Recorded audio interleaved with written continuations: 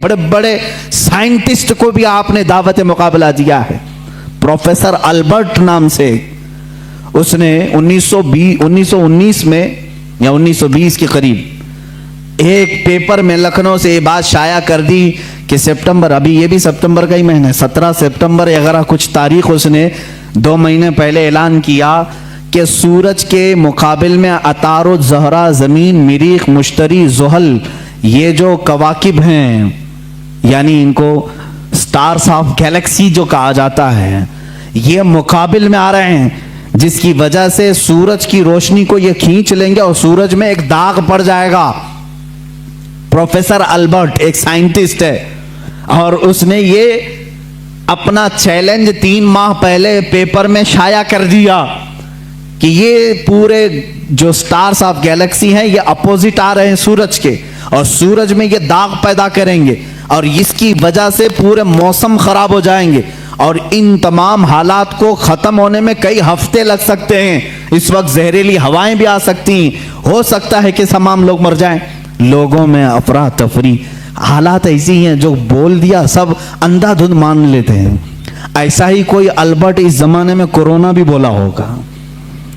اعلیٰ حضرت رضی اللہ تعالیٰ عنہ اس زمانے میں جب آپ کے پاس لوگ آ کر کے کہنے لگے کہ حضور ایسی بات ہے، وہ سائنسدان ہے اور کہہ رہا ہے کہ یہ نجوم، یہ ستارے سورج کے اپوزٹ میں آ رہے ہیں، مقابل میں آ رہے ہیں، جس کی وجہ سے سورج کی روشنی وہ کھینچ لیں گے اور سورج میں داغ ہو جائے گا، زہریلی ہوائیں آئیں گی، فلاں باتیں.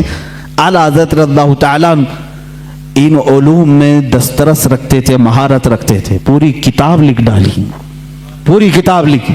میں آج ہی وہ کتاب پڑھ رہا تھا، میرا سر چکرانے لگا، میں نے کتاب بند کر دی، اس لیے کہ یہ علم نجوم کی بات ہے. اعلیٰ حضرت اس میں شکلیں بنا کر کے لکھ رہے ہیں. عطارد اتنے سینٹی گریڈ کا ہوتا ہے، اتنے دقیقے کا ہوتا ہے، اتنے منٹ کا ہوتا ہے. زحل کی یہ شکل ہوتی ہے، فلاں جگہ ہوتا ہے، اتنے زمانے میں یہاں سے یہاں آتا ہے. یورینس، نیپچون، یہ اس کی میعاد مدت اتنی ہوتی ہے، فلاں وقت یہاں ہوتا ہے، سپٹمبر میں یہ کہاں رہتا ہے.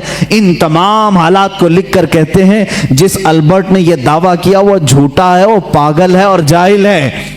اس لیے کہ یہ تمام چیزیں میں نے جو لکھی یہ ایک ساتھ جمع ہوں گی ہی نہیں. اور احمد رضا کا یہ دعویٰ ہے کہ 17 سپٹمبر کیا، 18 سپٹمبر کیا، اس طرح کے حالات انشاءاللہ کبھی نہ آئیں گے. اور دنیا نے دیکھا، سپٹمبر آئے گئے، نہ سورج کالا ہوا نہ زہریلی ہوائیں آئی. سائنسدان دعوے کرتے رہتے ہیں. ظاہر سی بات ہے علم دین صرف یہ نہ سمجھو کہ قرآن و حدیث صرف مدرسہ مسجد کا نام ہے. قرآن و حدیث علوم کا سمندر ہے جو حقیقت میں اس کا وارث ہوتا ہے. اللہ دنیاوی علوم کا بھی اسے بادشاہ بناتا ہے. اعلیٰ حضرت کی ذات میں ہم نے وہ دیکھا ہے. سائنسدانوں کے بھی منہ بند کر دیے. ڈارون کے نظریے کو غلط ثابت کیا. ڈارون کا نظریہ تھا انسان بندر سے پیدا ہوا ہے، آپ نے پڑھا ہوگا اسکولوں میں وغیرہ. بعد میں یہ نظریہ ختم کیا. اعلیٰ حضرت نے اس کا رد فرمایا، میاں جو جس کی نسل سے ہو وہ اپنی نسل کو بتائے، مگر ہم آدمی ہیں، آدم سے پیدا ہیں، آدم سے پیدا ہے. ظاہر سی بات ہے سائنس کی ان تمام تھیوریز کو رد کرنا اسی کے بس کا کمال ہے جو سائنس سے واقفیت رکھتا ہے. اعلیٰ حضرت رضی اللہ تعالیٰ عنہ نے ڈارون کے نظریے کو غلط ثابت کیا اور پھر زمین اور سورج کے معاملات جو ہیں آج بھی سائنس یہی کہتی ہے. یہ اب تک اختلاف چل رہا ہے. کئی لوگ مجھ سے سوال بھی کر چکے. اعلیٰ حضرت رضی اللہ تعالیٰ عنہ کا اس پر اختلاف ہے اور مجھے امید ہے کہ یہ نظریہ بھی غلط ثابت ہوگا. جو آج سائنس کہتی ہے کہ زمین گھومتی ہے، یہی سائنس میں پڑھے نا، میں بھی پڑھا ہوں اسکول میں، آپ بھی پڑھے ہوں گے. زمین گھومتی ہے اور زمین گھومتے گھومتے 24 گھنٹے کا ایک مدار ہوتا ہے اس کا، اور سورج کے اطراف گھومتی ہے تو 365 دن ہوتے ہیں. ایسا ہی ہے نا، سائنس میں ایسا ہی ہے. اعلیٰ حضرت رضی اللہ تعالیٰ عنہ نے اس نظریے کا رد کیا اور فرمایا زمین ساکن ہے، سورج گھوم رہا ہے. اور وہ آپ نے قرآن عظیم سے ثابت کیا.